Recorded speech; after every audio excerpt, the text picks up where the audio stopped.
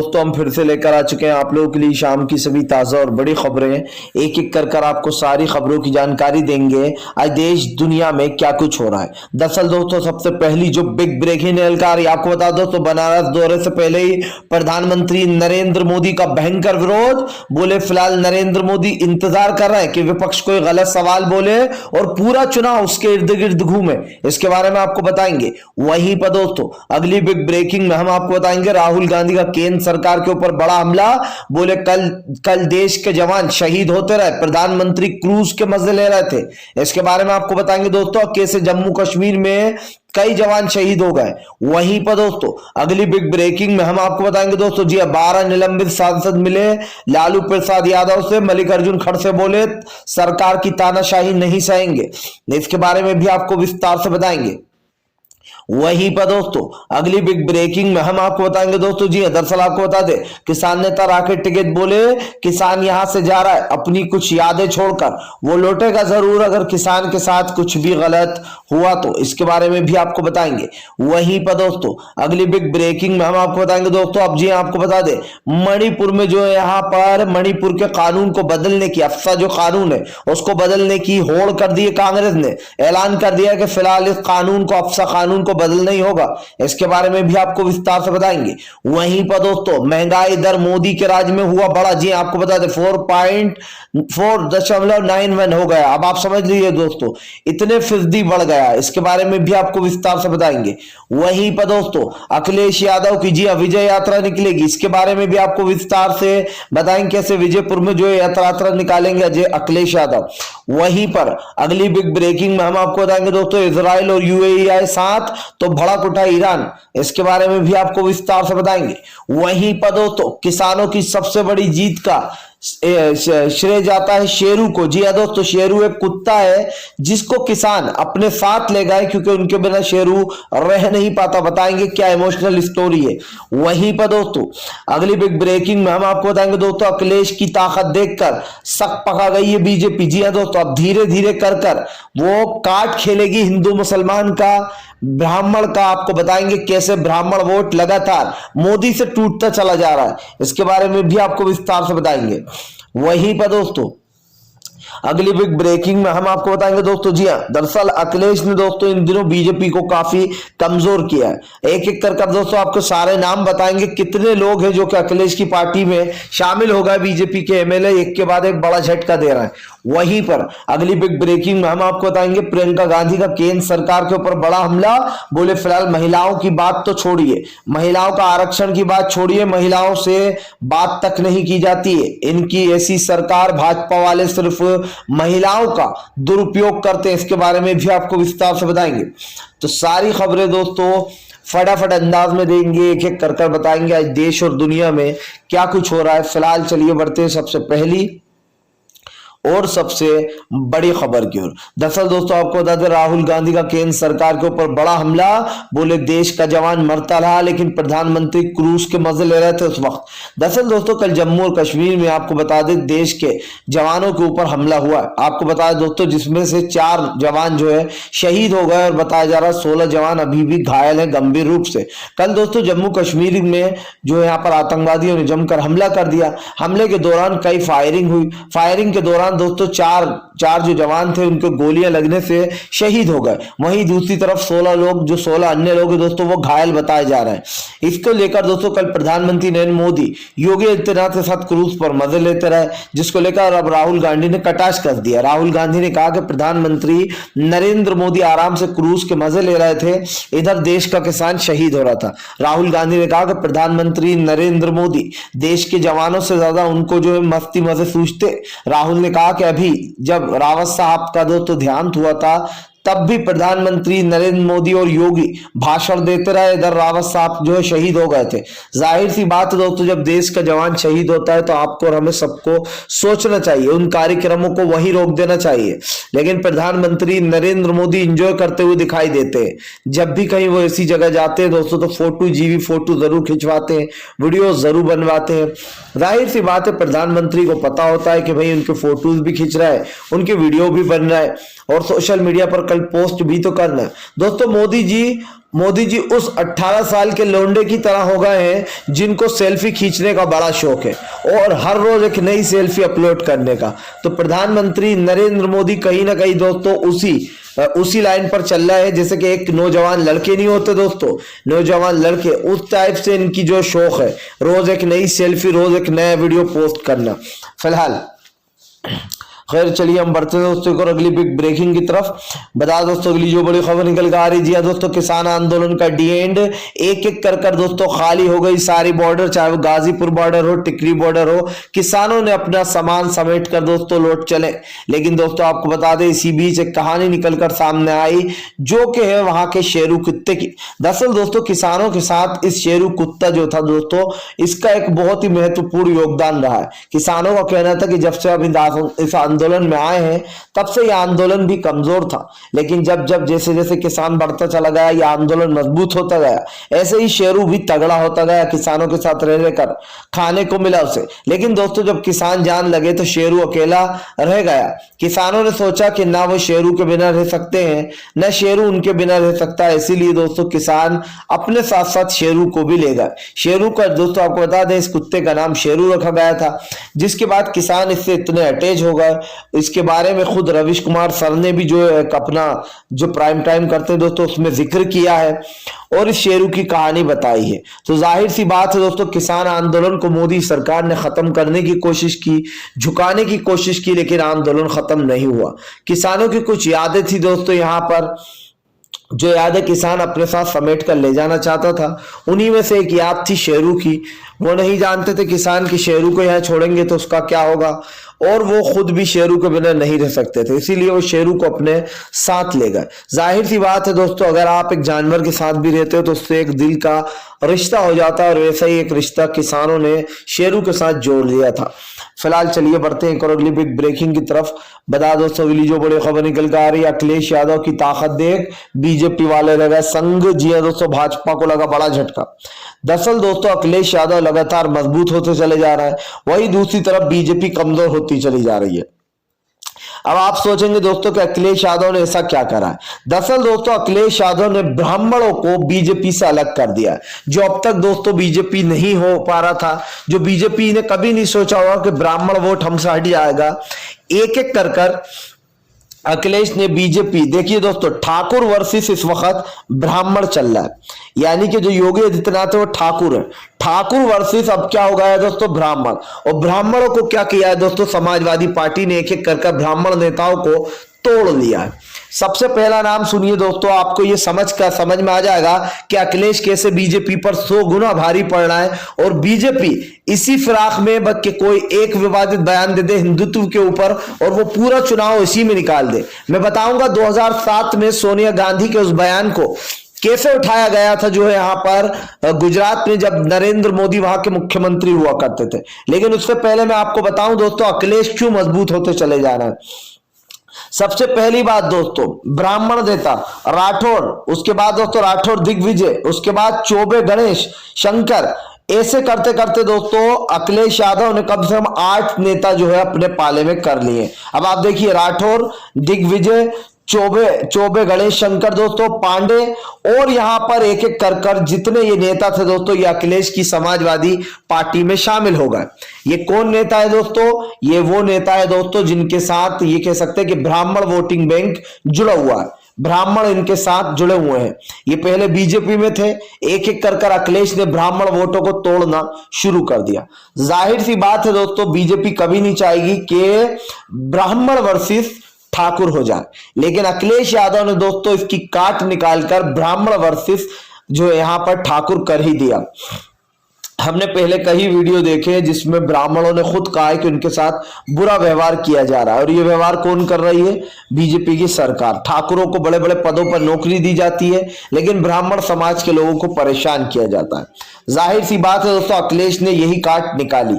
अब दोस्तों मैं आपको बताता हूं कि बीजेपी किस फिराक में है। बीजेपी दोस्तों एक ऐसे वट की फिराक में है कि उसको एक ऐसा बोल मिल जाए जिससे कि वो पूरे चुनाव में हिंदू मुसलमान कर पाए। दोस्तों आपको 2007 का अगर चुनाव न याद हो तो आप पिछला वीडियो उठाकर देखिएगा, सोनिया गांधी का एक भाषण है जिसमें दोस्तों नरेंद्र मोदी गुजरात के मुख्यमंत्री हुआ करते थे 2007 में, और सोनिया गांधी वहां पर भाषण देने पहुंची थी। सोनिया गांधी ने अपने भाषण में एक शब्द का यूज किया था कि मोदी सरकार जो है वो मौत की सौदागर है। जब दोस्तों गुजरात में दंगे फैले थे, उस चीज का जिक्र करते हुए सोनिया गांधी ने कहा था कि जो मोदी हैं वो मौत के सौदागर है। बस फिर दोस्तों इस एक वर्ड को सोनिया गांधी के पकड़ लिया गया और हिंदू वर्सेस मुसलमान कर दिया गया। यानी कि बीजेपी बस एक वर्ड की फिराक में कि उसको एक वर्ड मिल जाए और वो पूरा चुनाव उसी वर्ड के ऊपर हिंदू मुसलमान पे निकाल दे। दोस्तों सोनिया गांधी के इस वर्ड को उठाया गया और कहा गया, देखिए कैसे हिंदू मुसलमान करना चाहती है सोनिया गांधी, मोदी जी को मौत का सौदागर बोल रही है। चलिए इस वर्ड को भी अगर मैं छोड़ दूं दोस्तों, तो याद कीजिए जो है यहाँ पर कि प्रधानमंत्री नरेंद्र मोदी ने उत्तर प्रदेश के चुनाव में असद ओवैसी का एक बयान उठाया था। वो बयान क्या था दोस्तों कि जो एएमआई वाले जगह जगह अल्लाह अकबर नारा तकबीर के नारे लगाते घूम रहा है और वो मुसलमानों से उनको बड़ा खतरा है, हमारे हिंदू भाइयों को, हिंदू धर्म को। तो बीजेपी कहीं ना कहीं दोस्तों पर्टिकुलरली एक वर्ड उठा लेती है जिसके ऊपर वो पूरा चुनाव लड़ती है। फिलहाल चलिए हम बढ़ते हैं दोस्तों एक और अगली बिग ब्रेकिंग की तरफ। बता दोस्तों अगली जो बड़ी खबर निकल कर आ रही, मणिपुर में दोस्तों अफसा कानून को लेकर छिड़ी सियासत, राहुल गांधी ने फूंक दिया बिगुल। दरअसल दोस्तों लगता है मणिपुर की सियासत हासिल करना चाह रहे हैं राहुल गांधी, और जाहिर सी बात है दोस्तों मणिपुर में सरकार बीजेपी की काफी कमजोर है। अभी मणिपुर में आपने देखा होगा कई बार सरकार गिरने की कगार पर आ गई, लेकिन लोगों को संभाला गया। अब दोस्तों साफ दिखाई दे रहा है कि मणिपुर में एक बार फिर से भाजपा को बड़ा झटका लगता हुआ नजर आ रहा है। मणिपुर में दोस्तों भाजपा को इसलिए झटका लगता हुआ नजर आ रहा है क्योंकि वहां का एक अफसा कानून है जिसको राहुल गांधी ने हटवाने की मांग कर दी है। राहुल गांधी ने कहा कि फिलहाल इस अफसा कानून को हटना ही चाहिए। जाहिर सी बात है दोस्तों बीजेपी आजकल जिस तरीके के कानून लेकर आती है उसका हर जगह विरोध होता है। राहुल गांधी ने अफसा कानून को लेकर मणिपुर में एक जंग सी छेड़ दी है दोस्तों। मणिपुर में अफसा कानून को लेकर अब हंगामा हो रहा है। जाहिर सी बात है दोस्तों वहां की जो जनता है वो इस कानून को हटाना चाहती है। ऐसा दूसरी तरफ जो है यहाँ पर मणिपुर में दोस्तों कानून व्यवस्था पूरी तरीके से चरमरा गई है। मणिपुर में इस बार दोस्तों सियासी दंगल हो रहा और कहीं ना कहीं राहुल गांधी अपना पासा फेंक चुके हैं कि मणिपुर में इस बार चुनावी दंगल में क्या होगा। आपको बताता चलूं दोस्तों बीजेपी की हालत मणिपुर में भी काफी खराब है। जाहिर सी बात है दोस्तों मणिपुर में भी बीजेपी का पत्ता गुल हो सकता है, क्योंकि मणिपुर में इस वक्त जो बीजेपी की हालत है सरजमी की वो यही है कि कमजोर चल रही है बीजेपी।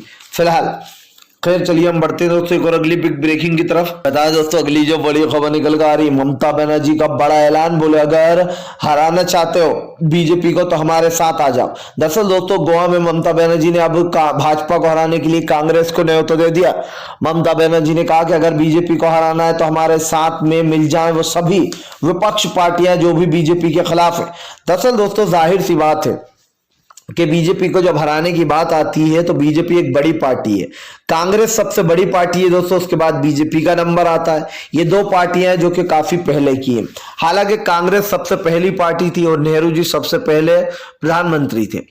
अब दोस्तों जिस चीज को लेकर बात हो रही है वो क्या है दोस्तों कि यहाँ पर ममता बनर्जी गोवा के चुनाव लड़ने वाली है।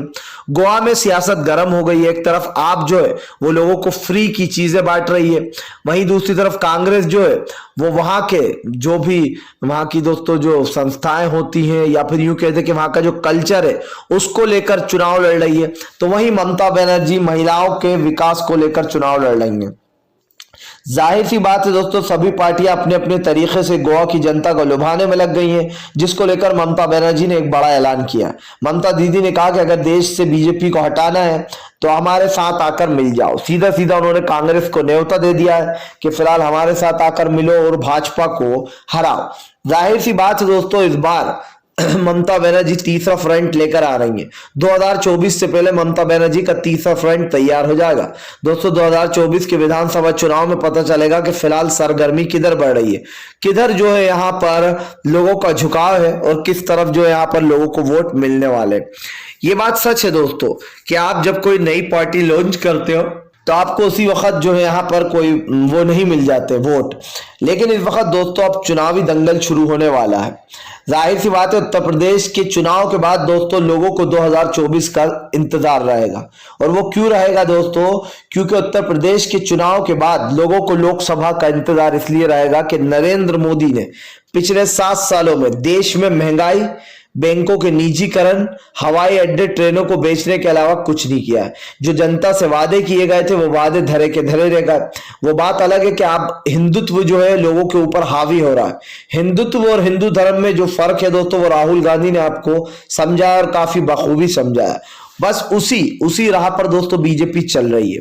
वो किसी भी हाल में ये नहीं चाहेगी कि फिलहाल ये सब कुछ हो, क्योंकि हमने आपको पहले भी बताया दोस्तों कि फिलहाल देश में जब इस तरीके की चीजें होती हैं तो सरकार के ऊपर कई सवाल उठ जाते हैं। सरकार जिस तरीके की राजनीति कर रही है वो सही नहीं है। लेकिन ये भी सच है दोस्तों कि आज देश में जिस तरीके का माहौल लगातार बिगड़ता चला जा रहा है, इससे देशवासियों की जो मुश्किलें हैं वो लगातार बढ़ती चली जा रही हैं। फिलहाल खैर चलिए हम बढ़ते हैं दोस्तों एक और अगली बिग ब्रेकिंग की तरफ। बता दोस्तों अगली जो बड़ी खबर निकल कर आ रही है दोस्तों, आपको बता दें अब विजयपुर में अखिलेश की रथ यात्रा, भाजपा ही रहेगा संग। दरअसल दोस्तों आपको बता दें भाजपाइयों को बड़ा झटका लग गया। विजयपुर में अखिलेश यादव की यात्रा निकलने वाली, जिसके बाद अखिलेश ने बड़ा ऐलान कर दिया। अखिलेश का कहना है इस बार बीजेपी को चुन चुन कर खदेड़ कर निकाल कर भगाएंगे यहाँ से। उत्तर प्रदेश में अब जनता का राज होगा, ना कि रावण राज। अखिलेश ने कहा कि यह राम राज नहीं बल्कि रावण राज है। रावणों के राज में ही इस तरीके की चीजें होती है। महिलाओं के रेप, महंगाई लगातार बढ़ती जा रही है, दुकानों में दिन दहाड़े लूटपाट हो रही है। आखिरकार इसके जिम्मेदार कौन है? योगी आदित्यनाथ, महाराष्ट्र की सरकार है। अखिलेश ने कहा कि फिलहाल ये लोग कहते हैं कि हमारा राम राज चल रहा है। राम राज में महिलाओं के साथ इस तरीके के दुष्कर्म नहीं होते। राम राज में महंगाई बढ़ती है, देश की जनता परेशान नहीं होती। इसको लेकर अखिलेश ने कहा कि फिलहाल ये लोग सिर्फ धर्म और जात के नाम पर वोट मांगना जानते। विकास का मतलब तो इन्हें पता ही नहीं है। अखिलेश ने कहा कि विकास का मतलब हमसे पूछिए, हमें पता है कि समाजवादी पार्टी ने पिछले 5 सालों में क्या क्या किया था। बीजेपी ने हमारा विकास चुरा कर ही हमें बता दिया। अखिलेश के बयान के बाद से दोस्तों जाहिर सी बात है बीजेपी को लोग आड़े हाथ ले रहे हैं। अखिलेश ने साफ कर दिया कि उत्तर प्रदेश के चुनाव इस बार सपा के लिए वरदान होने वाले। अखिलेश ने कहा कि फिलहाल वो इस बार महिलाओं के लिए सबसे पहले सोचेंगे। महिलाओं के लिए कानून बनाया जाएगा, कानून व्यवस्था को सुधार कर उत्तर प्रदेश की स्थिति सुधारी जाएगी। अखिलेश ने कहा कि फिलहाल सत्ता में आते से ही जो युवा हैं, जो बेरोजगार, उनको नौकरियां दी जाएंगी। जाहिर सी बात है दोस्तों जो उत्तर प्रदेश के हालात हो रखे वक्त बीजेपी को घेरने का काम कर रहा है अखिलेश, और होना भी चाहिए। क्योंकि उत्तर प्रदेश में आप देखिए योगी बाबा के पास दोस्तों विकास के नाम पर बताने को ठेंगा है। इनसे पूछो विकास क्या हुआ है तो ये दूसरों का विकास चुराकर अपने एड में छपवा देते। इन्हें ये तक पता नहीं होता है कि भैया जो एड आप छपवा रहा हो उसमें लोगों को पता है कि क्या कर रहा हो। जाहिर सी बात है कान इधर से पकड़ो या इधर से दोस्तों, बात तो एक ही होती है। फिलहाल खैर चलिए हम बढ़ते हैं दोस्तों एक और अगली बिग ब्रेकिंग की तरफ। बता दोस्तों अगली जो बड़ी खबर निकल कर आ रही दोस्तों, बनारस में दोस्तों मोदी के पहले ही विरोध हो गया। जी अब बनारस जाने से पहले ही दोस्तों बनारस में मोदी सरकार का विरोध, भगवाधारियों ने बोला बड़ा हमला। दरअसल दोस्तों आपको बता दें बनारस की स्थिति लगातार बिगड़ती चली जा रही है। बनारस की जो मशहूर नदी है दोस्तों वहां पर किस तरीके से गंदगी फैली हुई आपने देखा ही है। इसको लेकर अब वहां के पुजारियों ने भी जमकर मोदी सरकार को घेरने का प्लान बना लिया। आपको बता दें बनारस की जनता का दोस्तों नरेंद्र मोदी सरकार हमेशा झांसा देकर आ जाती है। अब दोस्तों चुनाव में एक अलग ही दंगल लाया जा रहा है, मथुरा मामला लाया जा रहा है, बनारस को भी लाया जा रहा है। जाहिर सी बात है दोस्तों बनारस में जो यहाँ पर 70 करोड़ का जो गेट बनाया गया है उसको लेकर भी बवाल मचा हुआ है। प्रधानमंत्री नरेंद्र मोदी दोस्तों विकास पर नहीं बल्कि मंदिर और मस्जिदों पर बात करते हैं। आप देखिए जैसे ही चुनाव आता है बाबरी मस्जिद आ जाती है, मथुरा मस्जिद आ जाती है, जैसे ही चुनाव जाता है ये सब कुछ गायब हो जाता है। अब दोस्तों बाबरी के बाद मथुरा पर इनकी नजर आ गई है, यानी कि इनका मतलब है कि भैया जहां जहां मुसलमानों के धर्म स्थल है उनको एक एक कर कर खत्म करो। बीजेपी की सोच जो है दोस्तों बहुत ही घटिया है, और ये सोच कब तक चलती है दोस्तों? जब तक चुनाव चलते हैं। बीजेपी के पास विकास के लिए कुछ नहीं होता बताने को, सिर्फ धर्म और जात के नाम पर ही ये लोग चुनाव लड़ते हैं। ये कब से शुरू हुआ ये गंदा खेल दोस्तों? ये गंदा खेल शुरू हुआ है 2017 के बाद से। आप देखिए दोस्तों 2013 में हिंदुत्व को लेकर कोई खास प्रधानमंत्री ने ऐसी टिप्पणियां नहीं दी थी और लोगों से सभी से एकजुट होकर वोट मांगे थे, इसीलिए मुसलमानों ने भी भर भर कर वोट दिए। लेकिन जैसे ही दोस्तों मामला शांत हुआ तो आप समझ सकते हैं। फिलहाल अगर आपको हमारा वीडियो अच्छा लगा है दोस्तों तो इसको लाइक करें, चैनल पर पहली बार आए तो चैनल को सब्सक्राइब करें, सब्सक्राइब करने के साथ साथ एक घंटी आएगी उसको ऑल नोटिफिकेशन पे दबाएं ताकि हर वीडियो की अपडेट आपको मिल पाए।